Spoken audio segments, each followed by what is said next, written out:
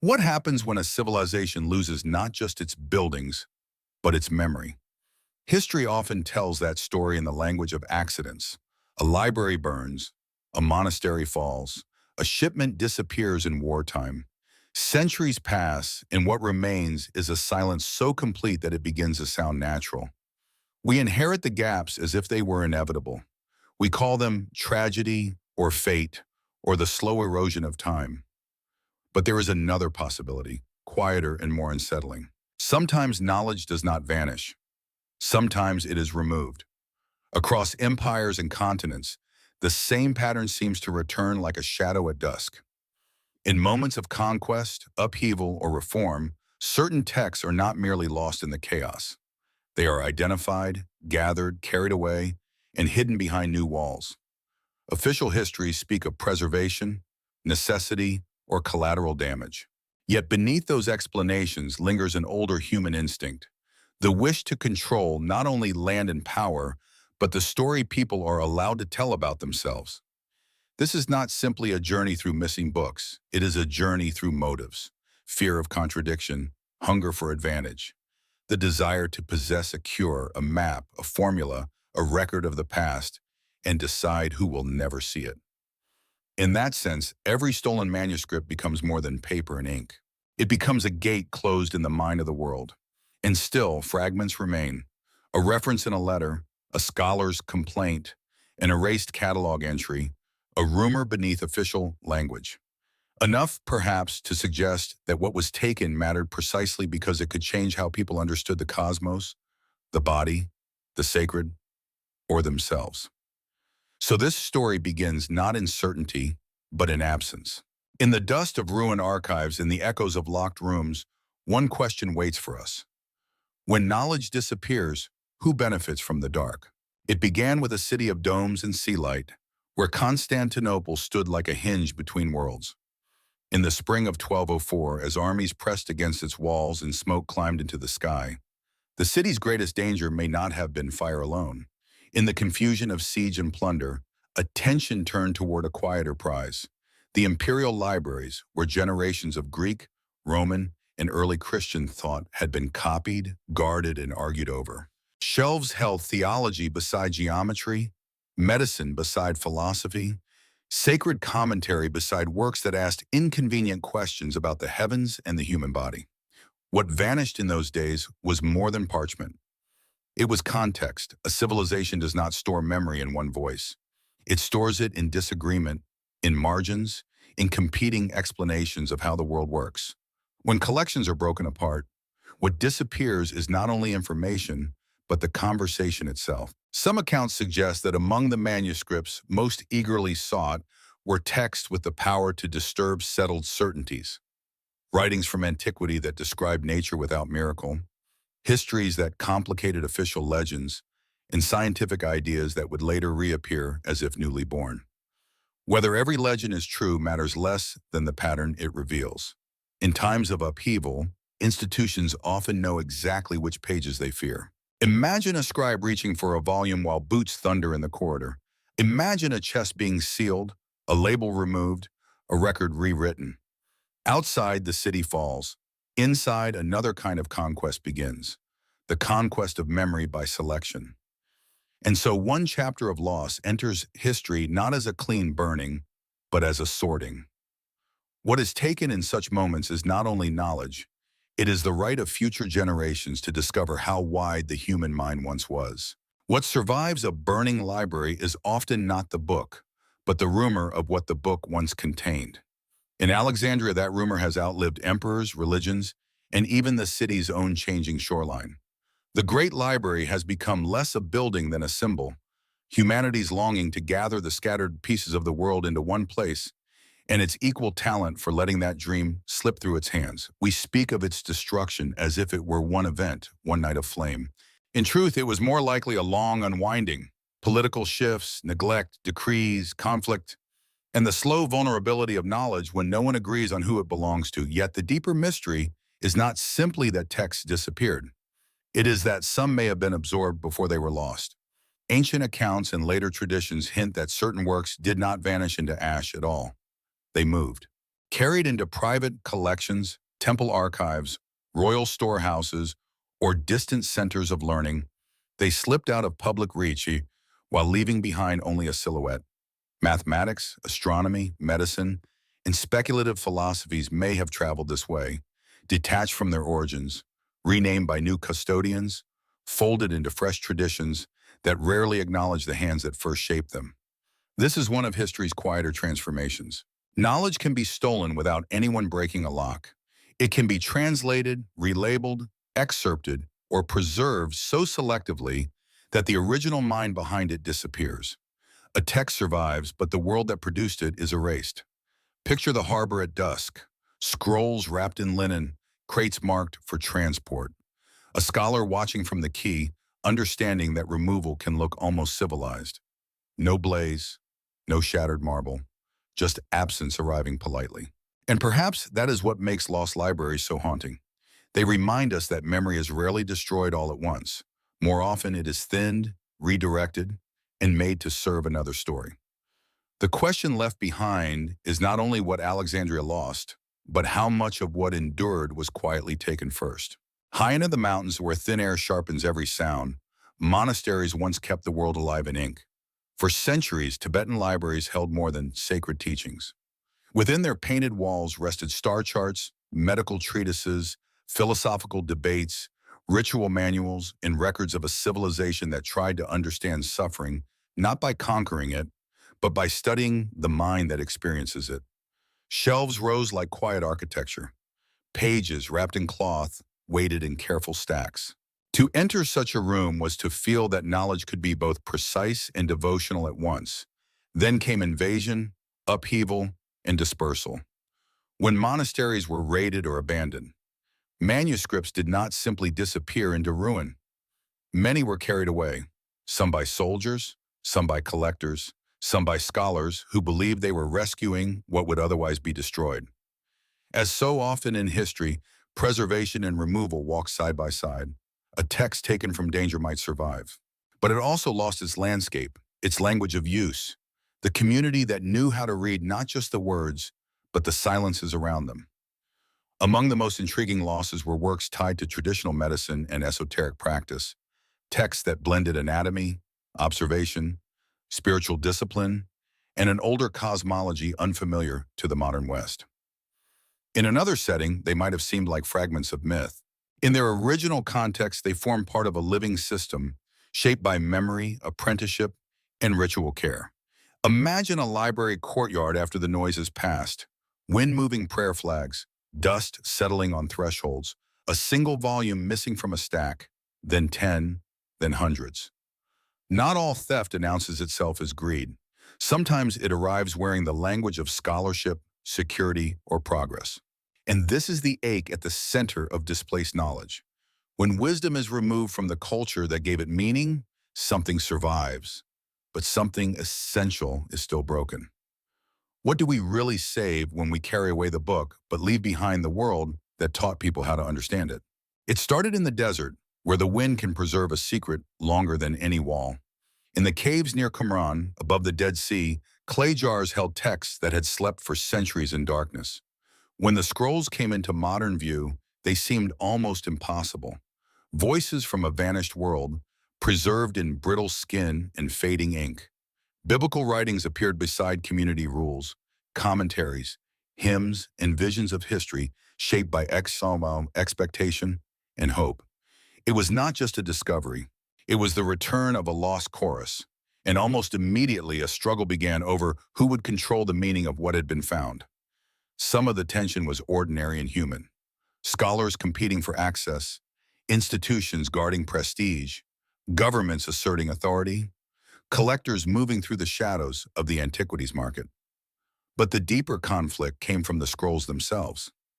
Ancient texts have a way of unsettling modern certainty. They reveal how fluid tradition once was, how many voices stood near the beginning, and how much of what later seems fixed was once alive with argument. Fragments vanished into private hands. Some were sold, some were hidden behind slow publication, restricted access, or the quiet politics of scholarship. Even when physical theft was not clear, Intellectual possession became its own kind of enclosure. A document can be technically preserved and still remain, for a generation, almost unreachable. Picture the cave opening at dawn, stone silence, the salt air rising from the sea below. A shepherd reaches in and finds what history forgot to bury completely. The discovery feels accidental. What follows does not, because whenever a text carries the power to complicate identity, belief, or inheritance, people rarely meet it with pure curiosity. They meet it with fear, reverence, ambition, and caution all at once. The Dead Sea Scrolls remind us that the struggle over knowledge is not always about destruction. Sometimes it is about delay, about deciding who gets to read first, who gets to interpret, and who must wait outside the door. And perhaps that, too, is a form of theft, from the past, from the public, and from the fragile freedom to ask what earlier generations were still brave enough to leave unresolved. In the cities of Mesoamerica, knowledge was painted rather than bound. Long before foreign ships appeared on the horizon, Maya scribes were folding bark paper into screen-like books and covering each surface with a world of signs. Astronomy lived there, so did royal lineages, ritual calendars, agricultural cycles, and calculations so refined they still impress modern observers. These codices were not decorations. They were instruments of memory designed to help a civilization keep time with the soil and with itself. Then came conquest, conversion, and fire. Spanish clerics and colonial authorities often saw the books not as archives, but as threats. To them, these painted pages carried rival cosmologies, rival sacred orders, rival ways of naming truth. In some places, the destruction was explicit. Books were gathered and burned under the conviction that error must be erased for salvation to begin. Yet even within that violence lies a deeper sorrow. What was destroyed was not merely belief, but method. Systems for observing Venus, recording eclipses, and synchronizing ritual life with celestial rhythm were dismissed before they were truly understood. Only a handful of Maya Codices are known to survive. That number is so small it feels like a wound. Each remaining page seems to look back at us with the calm of something that should have had companions. Imagine the flames rising in a courtyard while painted glyphs curl into smoke. A priest believes he is cleansing the world. A scribe, if any remained to watch, would have seen something else entirely, a people being cut off from their own memory. History often describes these acts as part of empire's larger machinery. That is true. But machinery is operated by human hands, and every hand carries an idea about what deserves to live. The tragedy of the Maya Codices is not only that they were lost, it is that they were judged before they were read. Their destruction reminds us how easily curiosity can yield to certainty, and how quickly one culture may decide that another culture's wisdom is unworthy of survival. When we speak of stolen knowledge, we often imagine thieves in the dark, but sometimes the theft happens in daylight, with prayers on the lips and ash in the air. In Baghdad, knowledge once moved like water through a city built to receive the world. At the House of Wisdom and in the libraries that surrounded it, scholars translated Greek, Persian, Indian, and earlier Mesopotamian learning into Arabic, then expanded it with startling originality. Here, astronomy was recalculated, medicine reorganized, mathematics given new language, and philosophy turned into a living argument rather than a museum of inherited thought. The city did not merely collect ideas. It taught them to speak to one another. Then in 1258, the Mongol siege shattered that fragile abundance. Later chroniclers describe books flung into the Tigris until the river darkened with ink. The image may carry the exaggeration of grief, but its emotional truth has endured because it captures something larger than a single event. Baghdad's fall was not only a military collapse. It was the breaking of an ecosystem of attention, a place where manuscripts, teachers, patrons, copyists, and students formed a network delicate enough to be ruined in days and impossible to rebuild exactly as it had been. Yet even in this devastation, the story is not entirely one of ash and water. Some texts survived by travel, carried westward, hidden in private libraries, or copied before the city fell. They continued their long migration into other languages and civilizations. Knowledge escaped, but often without its origin story. Ideas born in conversation came to later generations as isolated achievements, stripped of the city that had nourished them. Imagine a scholar gathering loose pages while the streets shake with distant on impact. Outside, empire changes hands. Inside, a more intimate catastrophe unfolds. Not the end of thought, but the sudden scattering of a world that made thought possible. This is what great libraries reveal when they disappear. Knowledge is never just content. It is also community, trust, argument, and time. Remove the books and you wound the record. Remove the conditions that let minds meet and you wound the future. Baghdad reminds us that stolen or destroyed learning does not only leave a gap behind, it redistributes power.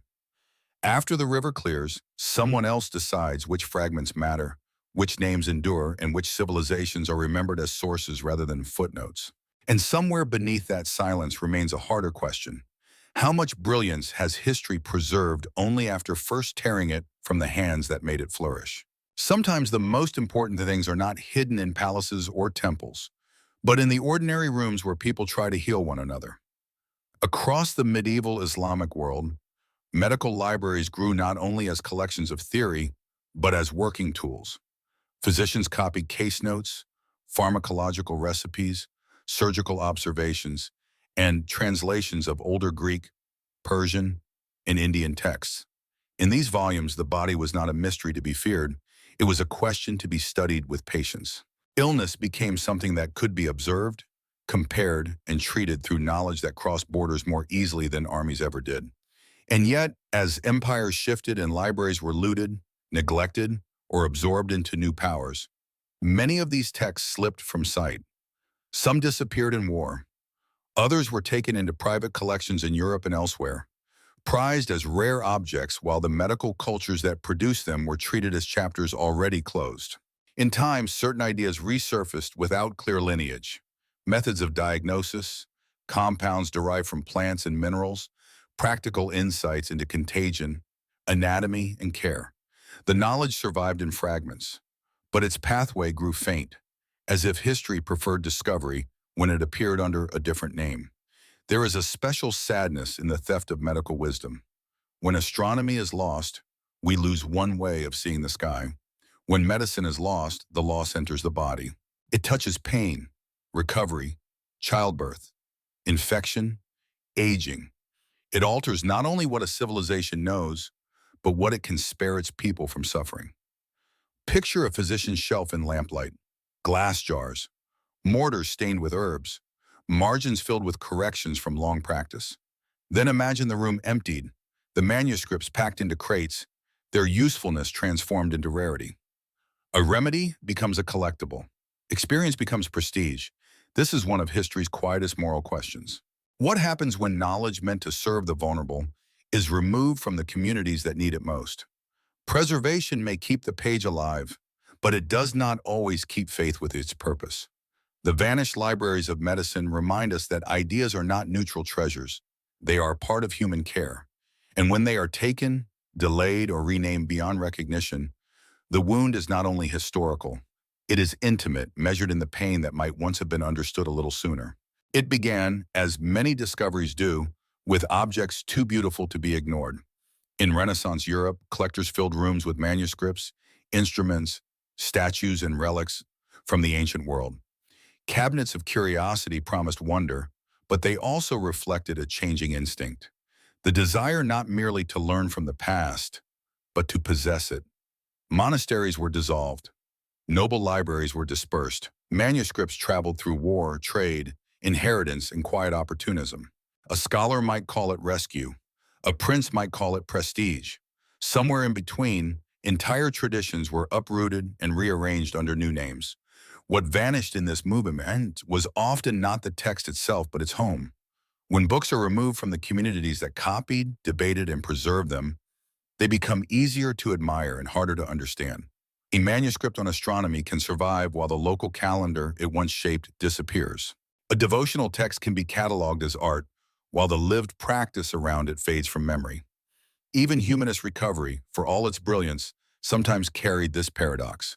The past was being revived, but also re-edited to fit the taste and power structures of the present. Many works from Byzantium, the Islamic world, and medieval Europe entered Western collections through this complicated passage. Some were genuinely saved from destruction. Others were acquired under pressure, stripped from weaker institutions, or absorbed during periods of conquest and political collapse. Preservation and appropriation became difficult to separate. The same hand that protected a book might also be the hand that removed it forever.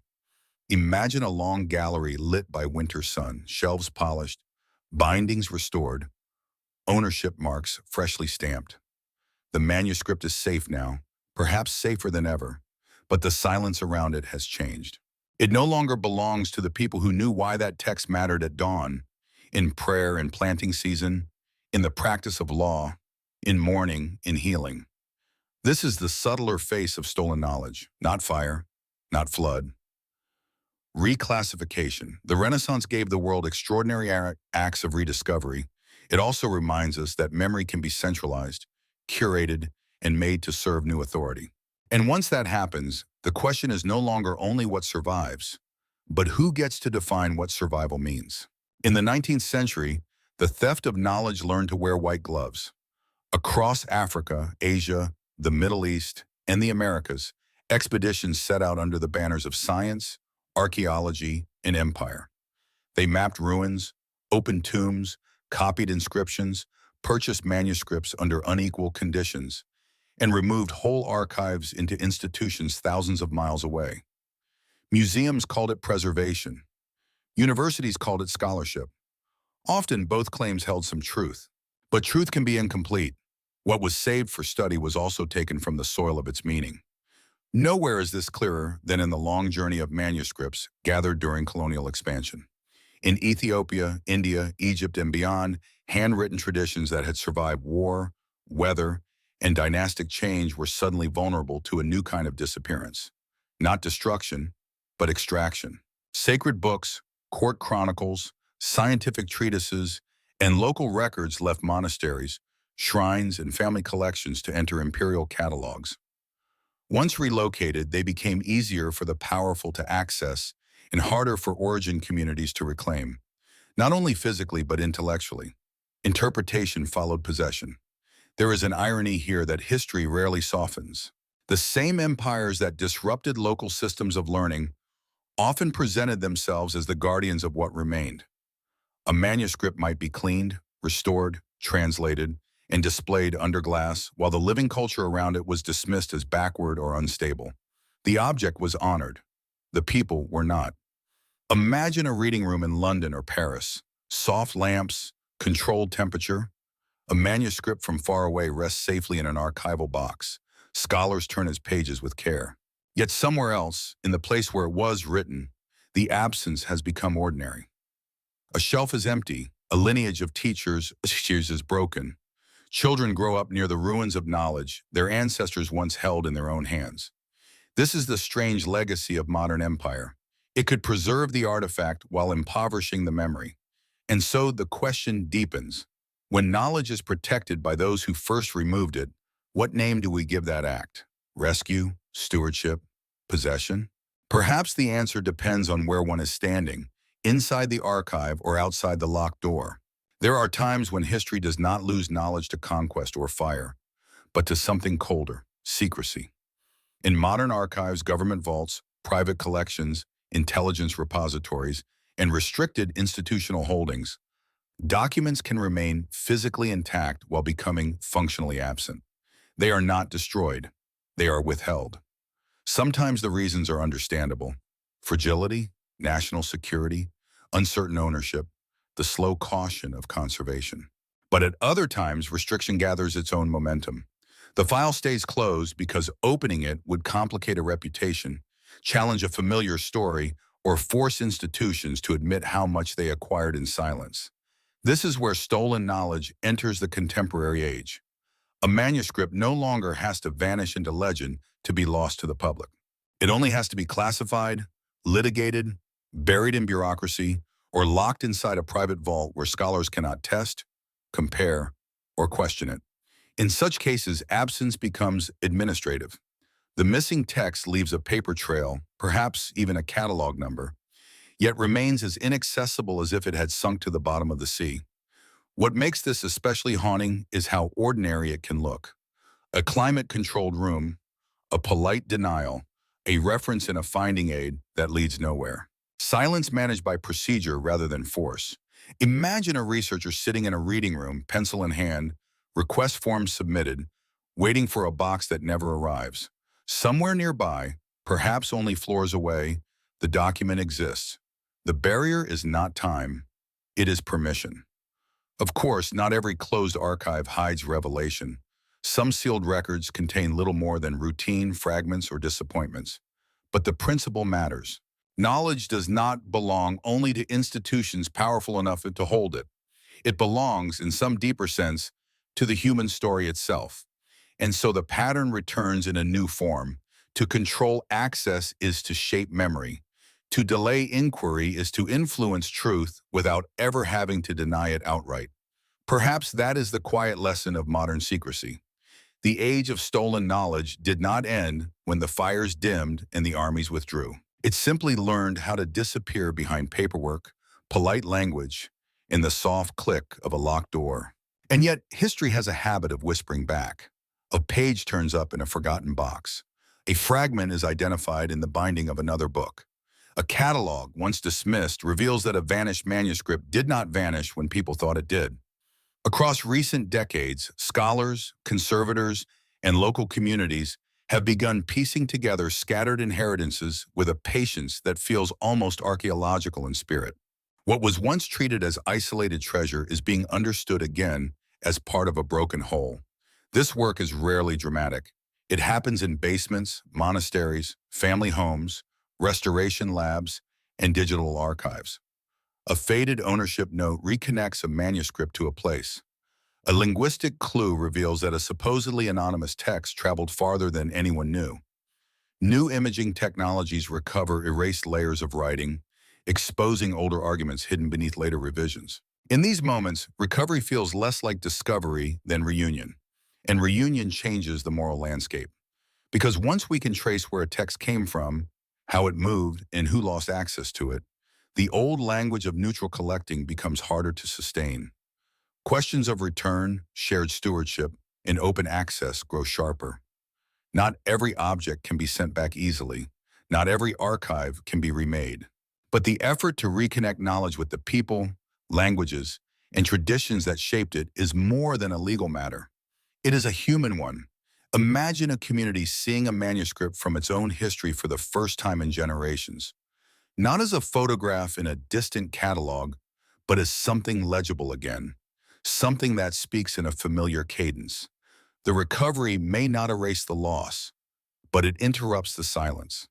This is the hopeful edge of the story. Stolen knowledge is not always gone forever. Sometimes it waits in pieces, asking not only to be found, but to be understood differently than before. Perhaps that is the deeper revelation. Memory is fragile, but it is also stubborn.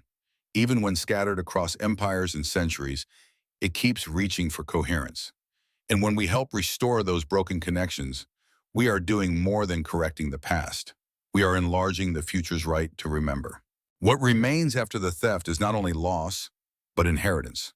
By now, the pattern is familiar. A library falls, a manuscript travels. A culture is told that its memory is safer elsewhere or less important than the uses others may find for it.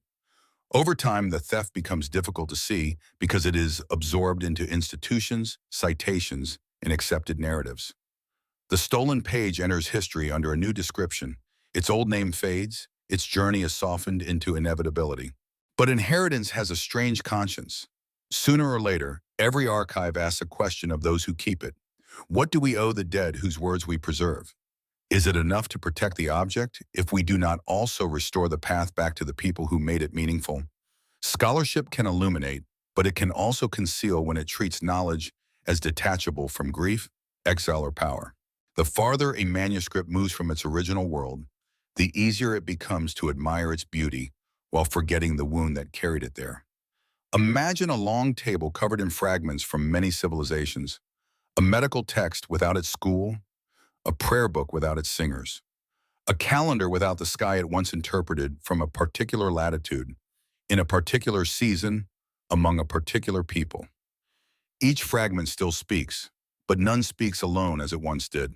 This is why the story of stolen knowledge is, in the end, a story about responsibility, not guilt without end, and not purity of ownership in a world shaped by centuries of movement, war, and exchange. Something more demanding than that: honesty, humility, the willingness to admit that preservation is not the same as justice, and access is not the same as belonging. If part of human greatness lies in gathering wisdom across borders, then part of human maturity lies in asking how that wisdom crossed them, and at whose expense. And perhaps that is the threshold we now stand on. Not the rediscovery of ancient secrets, but the rediscovery of ethical memory. The chance to hold knowledge with reverence, not possession. To let the past be complex. To return not only objects, when possible, but context, credit, and voice. Because when we repair the story around what was taken, we do more than honor history. We begin, however imperfectly, to deserve it. So we arrive at the end, where all stories about lost knowledge eventually lead, not to certainty, but to ourselves. The missing books, vanished codices, sealed archives, and displaced manuscripts are more than historical curiosities. They are mirrors. In them we see the recurring habits of our species, our brilliance in recording the world, our tenderness in preserving what we love, and our cruelty in deciding who may inherit meaning and who must live without it. Again and again, humanity has built houses for memory, and again, power has tested those doors. Yet the story is not only one of theft, it is also one of endurance. Across centuries, people have copied texts by candlelight, buried scrolls in jars, carried volumes across mountains, memorized lines when pages were taken, and rebuilt archives after war with the stubborn faith that forgetting is never the final word. Even now, librarians, historians, monks, curators, translators, archivists, and descendants of displaced traditions continue the quiet work of repair. They do so not because every mystery can be solved, but because memory itself is a form of care. And perhaps that is the lasting lesson. Knowledge is not merely information stored in objects. It is relationship between generations, between cultures, between the living and the dead. When that relationship is broken, the loss is larger than scholarship can measure. But when even a fragment is restored to context, something more than fact returns. Dignity returns. Continuity returns. A people hears an older part of itself speak again. There will always be gaps. Some books are gone forever. Some truths survive only as echoes in other languages, other traditions, other names. We cannot close every silence history as open, but we can choose how we stand before those silences. With arrogance, claiming the past as property, or with humility, understanding that we are not owners of memory, only its temporary guardians. In the end, the question is no longer simply what was stolen from libraries. It is what kind of future we build with what remains. A future that hoards knowledge behind walls, or one that returns it to the shared human conversation from which it came. Because every age decides in its own way whether wisdom will be guarded as power or offered as light.